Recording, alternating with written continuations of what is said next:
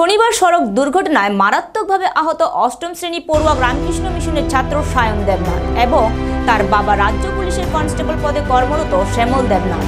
ঘটনা চরিলাম গ্রামীণ ব্যাংকের সামনে ৮ নং জাতীয় সড়কে। তাদের বাড়ি তকসাপাড়া এলাকায়। পুলিশ কনস্টেবল শ্যামল দেবনাথ তার কর্মক্ষেত্রে বাইক দিয়ে যাওয়ার সময় তার স্ত্রী এবং ছেলেকে সঙ্গে নিয়ে রওনা দেন। হঠাৎ করে চরিলাম গ্রামীণ ব্যাংকের সামনে এসে দুর্ঘটনার মধ্যে পড়ে। একটি ম্যাক্স গাড়ি হঠাৎ করে ব্রেক দেওয়া সে গাড়ির পেছনে গিয়ে বাইকের সংঘর্ষের ফলে তার ছেলে সায়ন দেবনাথ মারাত্মকভাবে আহত হয়, হাত পা কেটে যায়, একটি পায়ে গুরুতর আঘাত লাগে। পুলিশ কনস্টেবল শ্যামল দেবনাথের হাতও কেটে যায়। এলাকাবাসী দৌড়ে ঘটনাস্থলে ছুটে আসে এবং বিশালগড় দমকল বাহিনীকে খবর দিলে তারা ছুটে এসে তাদেরকে নিয়ে যায় বিশালগড় মহকুমা হাসপাতালে।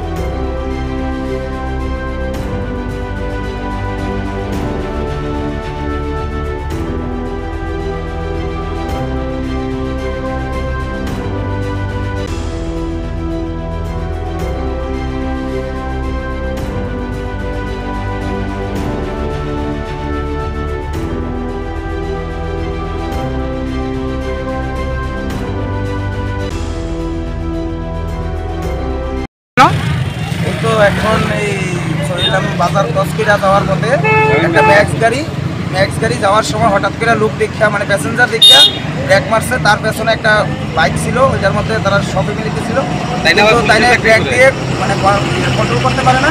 তার মানে পেছনে গিয়ে ধাক্কা মারে একটা বাচ্চাটা খুবই ইনজিওর হয়েছে, আঘাত লাগছে, আহত হয়েছে। প্লাস তার সাথে ওই যিনি বাইক চালক ছিলেন উনিও অল্প বিস্তর আহত হয়েছে।